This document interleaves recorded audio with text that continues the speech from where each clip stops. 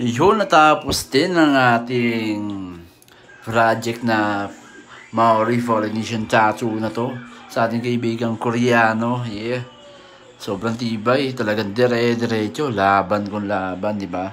Masakit siya, di ba? Pero yun pa rin, kumikigig pa rin eh, di ba? Oh, ayan, tignan nyo naman. Oh, pinupunasan pa ni Chicana. Yes, wabi lang, napapailing siya sa sarap eh. Sarap kaya pag pinupunasan, di ba? Yeah. Napakasarap.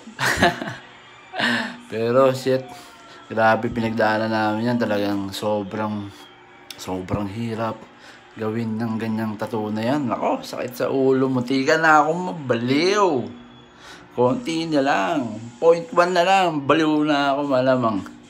Grabe, solid ang mga banatan natin dyan sa araw na yan. Yung araw-araw, yung 6 na araw na yun, di ba? Pero kahit sa 6 na araw na yun, nagsasakitan kami.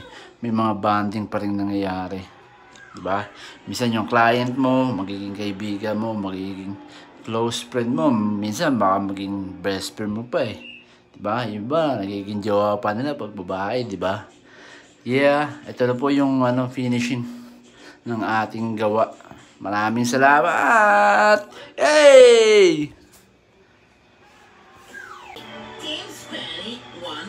Yeah, yeah!